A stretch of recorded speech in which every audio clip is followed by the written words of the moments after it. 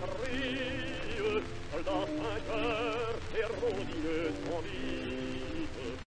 1914. Le fantassin français emmène en guerre une trentaine de kilos de matériel. Parmi tout ce barda, on y trouve gamelles, toiles de tente, couvertures et bien d'autres. Notamment le fameux bidon. À l'entrée de guerre, le fantassin français est équipé d'un bidon de 1 litre, connu sous la dénomination de modèle 1877. Auparavant, sous le Second Empire, se côtoyaient des bidons de formes diverses, à 1 ou 2 goulots selon les unités. Il semble que le modèle 1877 ne soit pas une création, mais un choix parmi les différents modèles en utilisation.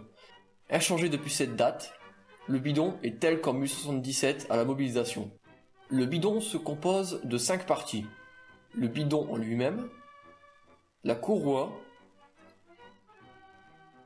le petit bouchon qui permet, une fois ôté, de boire à la régalade et donc d'économiser le liquide contenu, le grand bouchon qui referme le goulot conçu pour verser le contenu du bidon ou le remplir,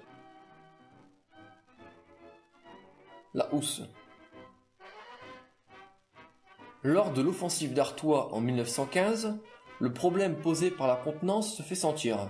À ce sujet, le général Durbal écrit « La souffrance occasionnée par la soif a été telle que des hommes en sont arrivés à boire leur urine. » Pour y remédier provisoirement, les hommes des premières lignes sont bientôt dotés de 2 bidons d'1 litre. Certains décident d'augmenter la capacité de leurs bidons eux-mêmes. Pour cela, il suffit de tirer une cartouche de fusil, évidemment sans l'ogive, à l'intérieur du bidon. L'opération n'est pas sans risque car le bidon peut éclater. Parallèlement, on abandonne la fabrication du bidon de 1 litre qui est désormais remplacé par le modèle des troupes d'Afrique ayant une capacité de 2 litres. Le soldat français se trouve ainsi équipé du bidon ayant la plus grosse contenance parmi tous les belligérants du conflit. Par exemple, les Allemands ne disposaient que d'un bidon de 1 litre. La courroie est noire jusque 1914. Elle deviendra fauve par la suite. Prévue pour le port du bidon, elle se révèle assez peu pratique. À ce sujet, le règlement prévoit que le fantassin doit porter le bidon sur le côté droit pour ne pas gêner avec la baïonnette et qu'il doit être passé sous le ceinturon afin d'éviter qu'il ne se balance trop. Dans la pratique, le bidon reste peu pratique à porter. À ce propos, Maurice Genevoix témoigne. Pendant une course accalmie, le bruit d'une course pesante et précipitée me fait tourner la tête. C'est un de mes hommes qui a bondi hors de la tranchée, là-bas, à gauche, et qui se rue vers la droite. Sac au dos et fusil à la main, dans un chahut invraisemblable. Baïonnette cliquetante, gamelle trépidante, cartouche grelottante.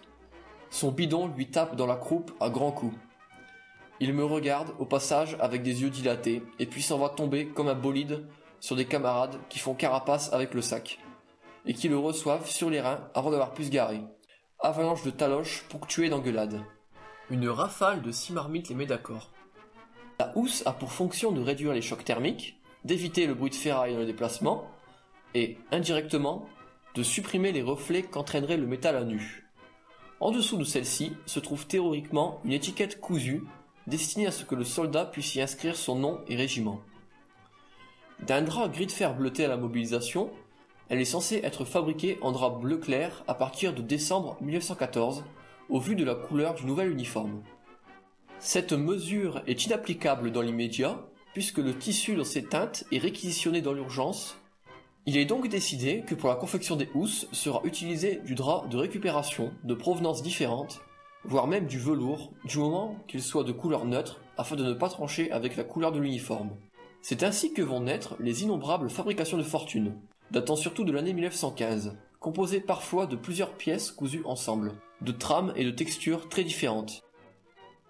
Il arrive parfois que certains bidons n'aient pas reçu de housse. Ces bidons peuvent recevoir une couche de peinture bleu horizon ou moutarde, voire un vernis anti-reflet. Certaines photos d'époque laissent à penser que cette pratique n'était pas généralisée et qu'il arrive que le bidon soit laissé nu malgré son côté brillant. Le conflit avançant, les housses bleu horizon finiront par se généraliser. Les courroies n'échappent pas à la règle et sont elles aussi touchées par les fabrications de fortune et sont parfois faites en toile pour économiser du cuir. Les bidons eux-mêmes connaîtront ces fabrications en reprenant notamment la forme des modèles du Second Empire ainsi que bien d'autres. Le bidon est équipé d'un quart en fer battu dont le modèle date de 1865. Une variante existe pour les troupes coloniales qui, tout comme le bidon, a une contenance double. Le quart est depuis cette date recouvert d'une peinture anti-reflet. La seule différence est que pendant la Grande Guerre, l'anse à l'origine rivetée sera souvent soudée pour abaisser les coups. Des modèles en aluminium apparaissent également. Certains seront personnalisés, notamment par l'ajout d'un bec verseur, par des gravures, etc. Réglementairement, le quart est rangé dans l'étumisette, mais certains préfèrent l'arnacher sur le bidon en utilisant les ficelles des bouchons en les croisant dans l'anse du quart. Ces ficelles seront d'ailleurs parfois remplacées individuellement par des chaînettes plus solides de provenances diverses, comme de montres à gousset ou bien d'autres. Parfois, certains ont remplacé leur quart par des modèles civils, notamment sans anse.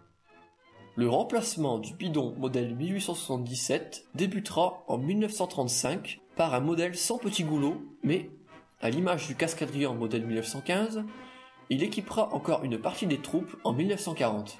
Le bidon modèle 1877, qu'il soit d'1 litre ou 2, aura été le compagnon du poilu tout au long de la guerre. Il est bien souvent un des rares moyens de réconfort en première ligne. De par sa forme caractéristique, il sera repris par la propagande, qui en fait un symbole fort et marquera les esprits pour longtemps.